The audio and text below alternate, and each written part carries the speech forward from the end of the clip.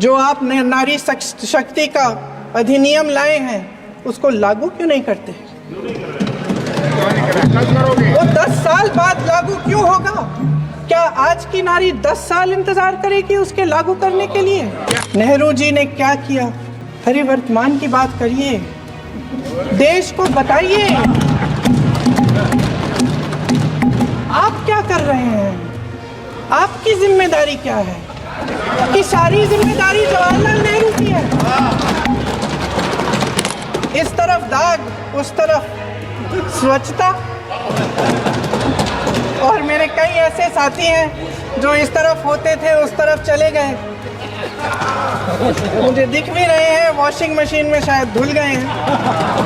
मैं इस सदन को याद दिलाना चाहती हूँ कि ऐसा डर का माहौल देश में अंग्रेज़ों के राज में था। भेष तो बदलते हैं आज के राजा, शौक तो है उनको भेष बदलने का, लेकिन न जनता के बीच जाने की हिम्मत है और ना आलोचना सुनने की। 75 सालों में जनता का भरोसा रहा कि नीतियां बनेंगी तो जनता की भलाई के लिए बनेंगी। जल जंगल जमीन का अधिकार मिला आदिवासी भाई बहनों को। इंदिरा जी ने बैंकों का राष्ट्रीयकरण करवाया, खदानों का राष्ट्रीयकरण कराया। कांग्रेस और यूपीए की सरकारों में शिक्षा का, भोजन का अधिकार मिला। 75 सालों में जनता का भरोसा मिला। पहले संसद चलती थी तो जनता की उम्मीद होती थी कि सरकार महंगाई और बेरोजगारी पर चर्चा करेगी, कोई उपाय निकालेगी, कोई रास्ता निकालेगी।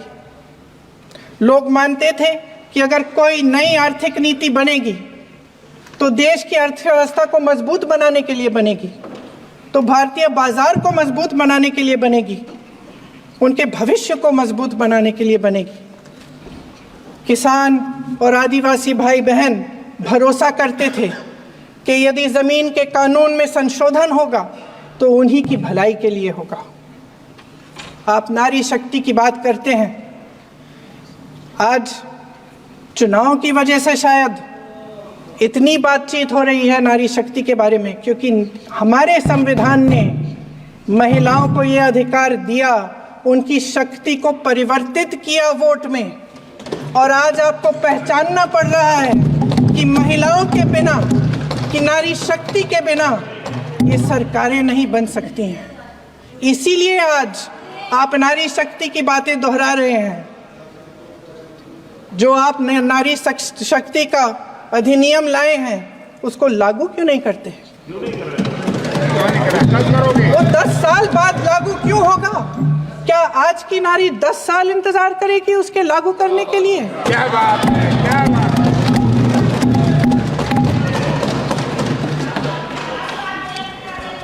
आज संसद में बैठे हुए सत्ता पक्ष के मेरे साथी ज़्यादा से ज़्यादा अतीत की बातें करते हैं। 1921 में क्या हुआ, कब हुआ, नेहरू जी ने क्या किया?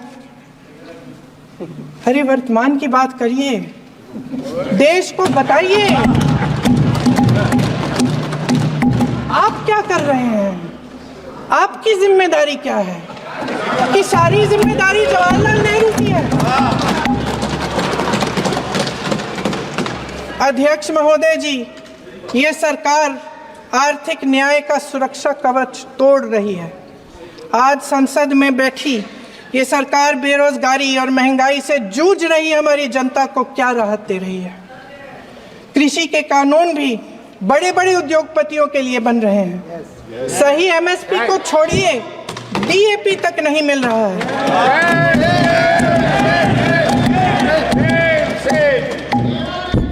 वायनाड से लेकर ललितपुर तक इस देश का किसान रो रहा है। आपदा आती है तो उसको कोई राहत नहीं मिलती। भगवान भरोसे है आज इस देश का किसान, उसको छोड़ दिया गया है। जनता के मन में हमेशा ये विश्वास होता था कि अगर कुछ नहीं है तो संविधान हमारी सुरक्षा करेगा। मगर आज आम लोगों के बीच ये धारणा बनती चली जा रही है कि सरकार सिर्फ अडानी जी के मुनाफे के लिए चल रही है।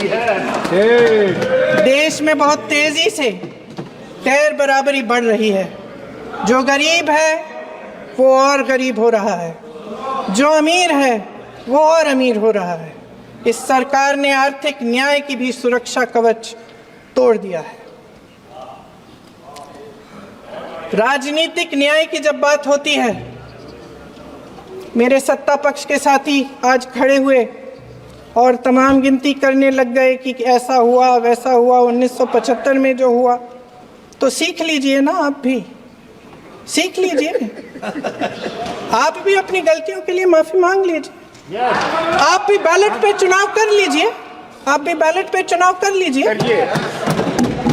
दूध का दूध, पानी का पानी हो जाएगा। आप राजनीतिक न्याय की बात करते हैं, सरकारों को पैसों के बल पर गिरा देते हैं।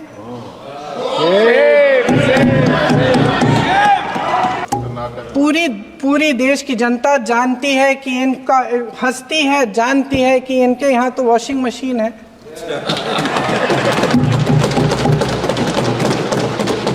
जो यहाँ से वहाँ जाता है वो धुल जाता है।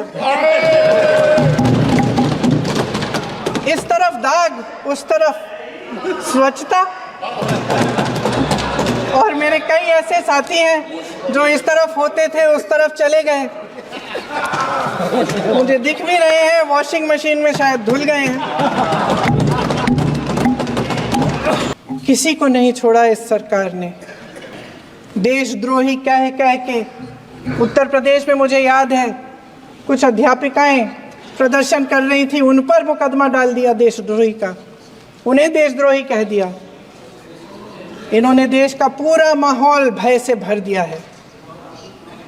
इनकी मीडिया की मशीन झूठ फैलाती है, तरह तरह के आरोप लगाती है, और शायद वह भी भय में ही है।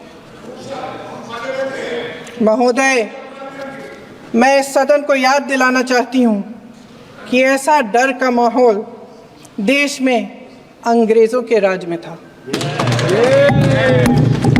जब इस तरफ बैठे हुए गांधी की विचारधारा वाले लोग आज़ादी की लड़ाई लड़ रहे थे और उस तरफ वाली विचारधारा वाले लोग भय में रहकर अंग्रेजों के साथ साठ-गांठ कर रहे थे।